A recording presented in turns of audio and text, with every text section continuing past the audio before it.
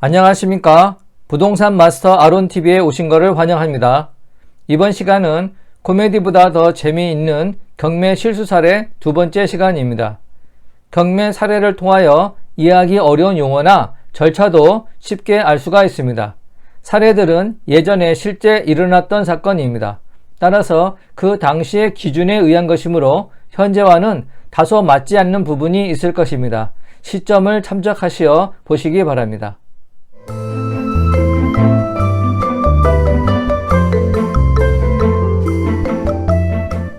동작구 신대방동 다세대 주택 환암 빌라입니다. 대지는 9평이고 전용면적 15평입니다. 감정가는 8천만원이고 경매 신청 채권자의 청구 금액은 1,040만원입니다. 채무액 총액도 7,819만원으로 감정가와 채무액이 거의 같다고 보시면 되겠습니다. 그런데 경매 결과 22명이 응찰하여 1억 3,666만 6천원에 낙찰이 되었습니다. 차순위는 1억 880만원입니다. 어떻게 이럴 수가 있을까요? 이 지역은 재개발되는 것도 아니고 큰 개발 이슈가 없는 지역입니다. 차순위는 1억 880만원으로 실수요자 같은데 최고가 매수 신고인의 금액은 이해할 수 없는 숫자입니다. 경매 브로커가 개입된 것으로 보입니다. 경매 신청 채권 금액이 낮아서 경매 취하될 수도 있는데 이렇게 높게 낙찰이 되면 채무자는 오히려 경매당해서 5,847만원의 차익이 발생했습니다. 경매당해서 돈을 버는 경우도 간혹 있습니다. 이렇게 고가 낙찰 받을 바에 소유자를 찾아가서 매매로 사는 것이 유리합니다. 입찰 보증금 800만원을 포기하고 시세로 매입하면 2,3천만원을 더 싸게 구입할 수 있기 때문입니다. 결국 2007년 2월 1일 매각 허가 결정이 되었으나 2월 5일 경매 취하되었습니다.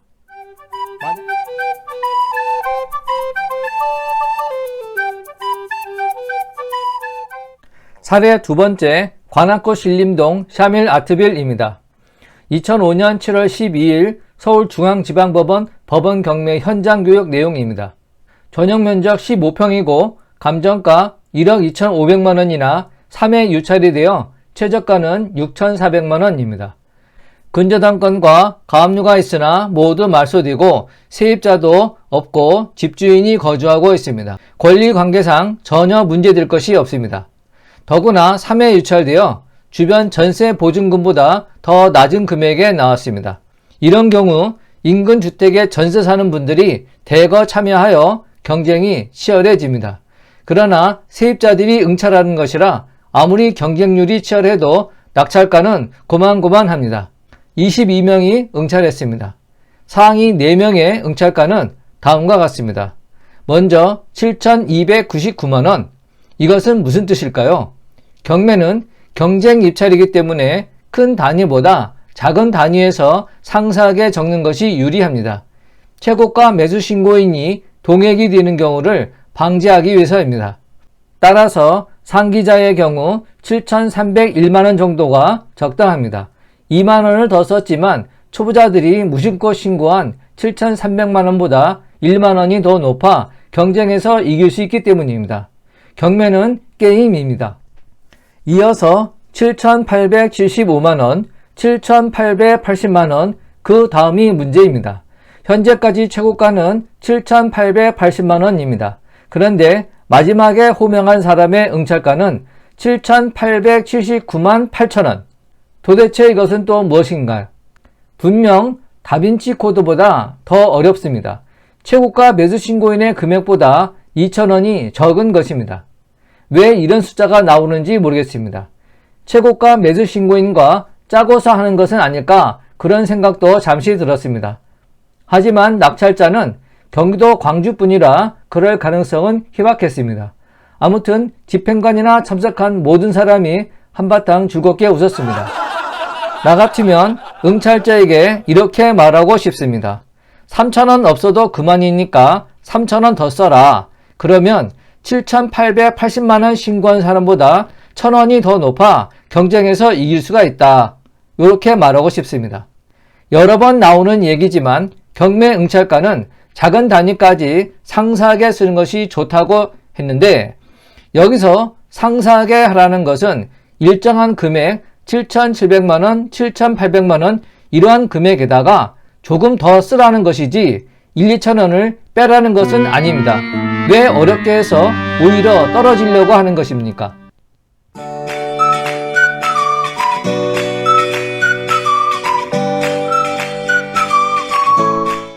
사례 세 번째, 화곡동 청구아파트 대지권 미등기 사례입니다. 당시 경매법정에서 자주 보는 화곡동 청구아파트입니다.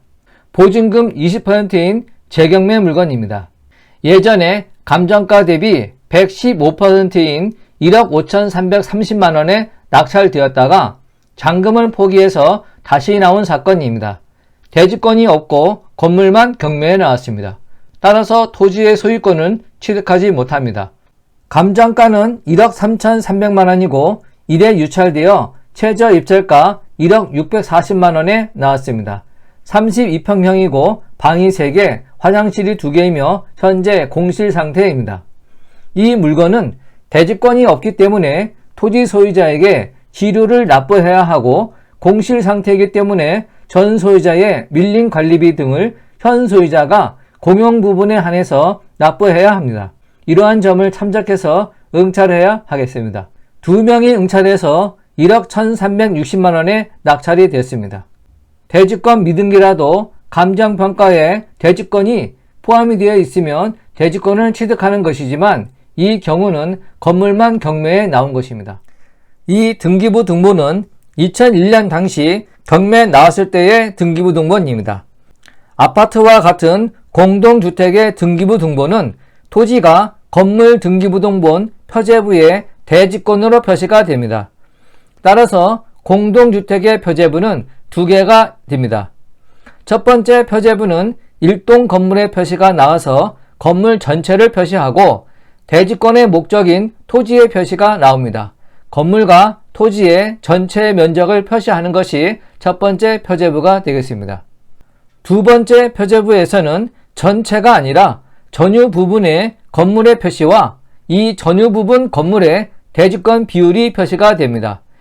이렇게 4개 중에서 마지막에 대지권 비율이 등기부 등본에 나오지 않으면 이 전유 부문의 건물은 대지권이 없는 것입니다. 등기부 등본에 대지권 비율이 나오지 않아도 이 대지권이 감정평가되어 최저 경매 가격에 포함이 되어 있으면 대지권을 취득합니다.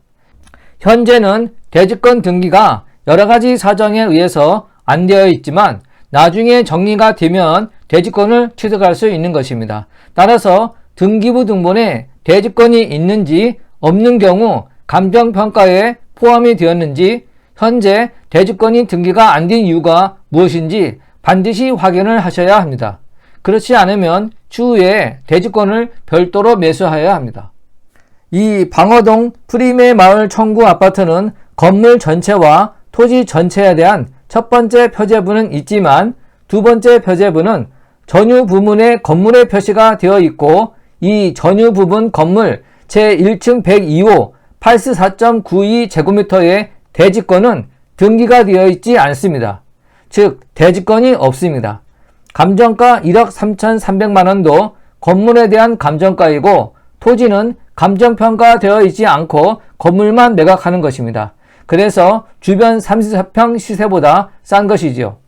이것을 모르고 감정가보다 약간 높은 1억 5,330만원의 낙찰을 받았다가 나중에야 대지권이 없고 아파트만 낙찰받은 사실을 안 후에 잔금 납부를 하지 않고 입찰 보증금 1,330만원을 포기한 것입니다. 이렇게 낙찰받고 잔금을 납부하지 않아 다시 하는 경매를 재경매라고 하고 이때는 보증금이 20%로 올라갑니다. 따라서 재경매인 경우 왜 지난번에 낙찰받은 사람이 보증금을 포기했는지 조사해보고 해결할 수 있을 때에만 응찰해야 합니다. 그렇지 않으면 이번에는 최저 입찰 금액의 20%를 포기해야 할지도 모릅니다. 왼쪽 아래의 대지권의 표시 부분은 가상으로 제가 만든 것입니다. 이러한 대지권의 표시가 있어야 된다는 것입니다. 전유 부분 제1층 102호의 대지권은 대지권의 목적인 토지가 1번 서울특별시 강서구 방화동 859번지와 2번 서울특별시 강서구 마곡동 428번지 두 필지라서 대지권의 표시에는 대지권의 종류는 1, 2, 소유권 대지권으로 표시가 되고 대지권의 비율은 전체 토지 면적 5763.9분의 얼마 이렇게 지분 면적으로 표시가 됩니다.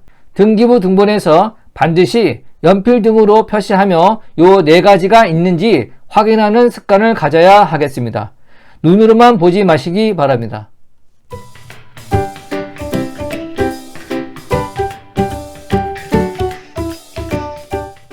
대지권 미등기 사례입니다.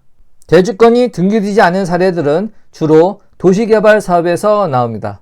고양시 일산 동구 식사동 344번지에 위치한 일산 위시티 자이는 지난 2010년 8월 입주가 시작이 됐습니다. 하지만 입주 11년 차인 지난 2020년 2월에야 토지 등기를 한다고 공고가 나왔습니다. 그동안 아파트 소유자들은 토지 등기조차 하지 못한 채 아파트를 거래했던 것입니다. 고양식사구역 도시개발사업조합은 지난 2004년 8월 도시개발구역으로 지정고시가 됐고 2006년 5월 실시계획을 인가받았습니다. 하지만 등기부 등본을 보면 어디에도 대지권 등기가 나와 있지 않습니다. 고양식사 1지구뿐만 아니라 DSD 3호가 개발에 참여한 도시개발지구는 대부분 사업이 장기화되며 토지 등기를 못하고 있는 실정입니다. 용인 동천 2지구 도시개발 사업의 경우 지난 2013년 10월 도시개발구역으로 지정돼 개발계획이 수립이 됐습니다. 이후 2014년 4월 조합설립 인가가 난 데 이어 2015년 4월에는 실시계획이 인가가 됐습니다. 이곳에는 동천자이 1차 아파트 1437세대가 지어져 지난 2018년 8월부터 입주가 시작됐지만 토지 등기가 언제 될지 모르는 상황입니다. 김포 풍무지구도 마찬가지입니다.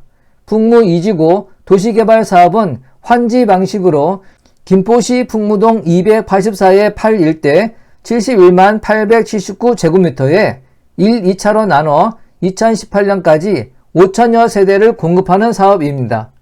대우건설이 시공에 나서 분양을 완료한 1차분 2712세대는 2016년 5월부터 입주가 시작됐지만 이곳도 역시 토지 등기는 이루어지지 않고 있습니다. 도시개발 사업에서 자금 부족으로 조합 청산이 안되면 토지 등기가 되지 않습니다. 조합이 청산되며 권리관계가 정리되어야 토지 등기가 아파트 분양받은 사람들에게 넘어간다는 것입니다. 피해는 분양받은 사람들에게 그대로 넘어갑니다.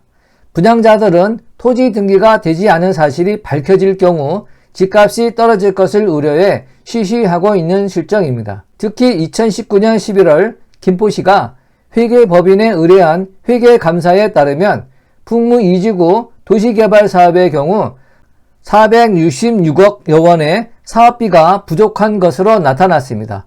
이러한 사업비 부족을 위해 토지 용도 변경이라는 꼼수를 사용하기도 하였습니다.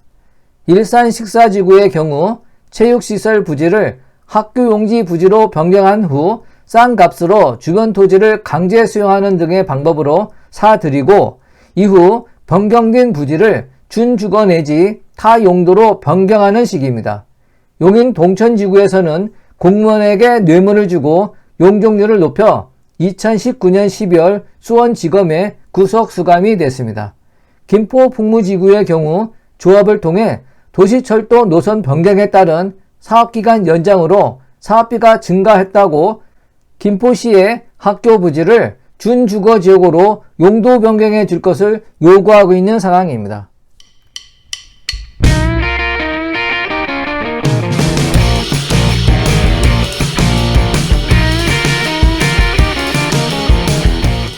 본 강좌가 유용했다면 구독과 좋아요 꾹 눌러주시고 궁금한 점은 댓글을 남겨주시기 바랍니다.